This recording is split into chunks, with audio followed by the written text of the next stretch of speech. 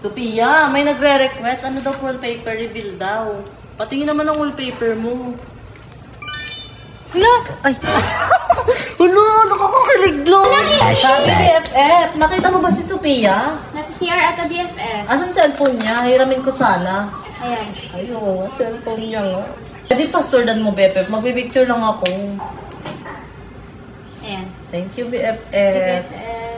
Sabi magandang prank kay Sophia. Tsaka kay Sabi. Tanong ko nga kay Sisi kung ano magandang prank sa kanila. Para maganda-ganda naman yung excel ko today. Tatanong ko. Gusto kong gumawa ng harmless prank sa phone ng kaibigan ko. Ano ang pwede kong gawin? Ayan.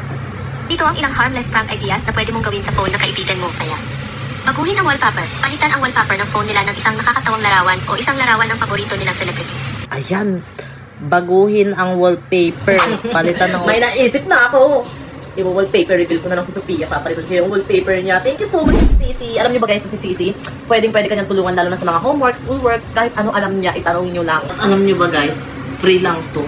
I-try niyo na rin to si Sisi, guys. Nakuha ko na yung cellphone ni Sophia, napapaswordan ko na. Ay, sabi, magtago tayo, baka makita. Ayan guys, napalitan ko na yung wallpaper niya. Punta tayo sa IG. Asan ba yung IG niya? Ayan. Search natin yung SCN. Ayun! Ayun, screenshot natin. Chink. Wallpaper! Oh my God! Malulokot talaga siya kung nakita niya.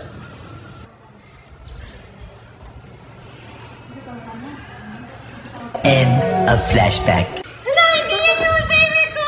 Ayun, Wait! Tingnan yung wallpaper ko! ayan no. Ayan, kitang-kita nyo. Nakakakilig! Sophia, update! Hindi ganito wallpaper ko, promise! Ayan na nga, oh. Kitang-kita na nga, oh. Bye-bye, Day. Uwi na kayo? Bye-bye, ingat. Thank you, Day. Ingat kayo.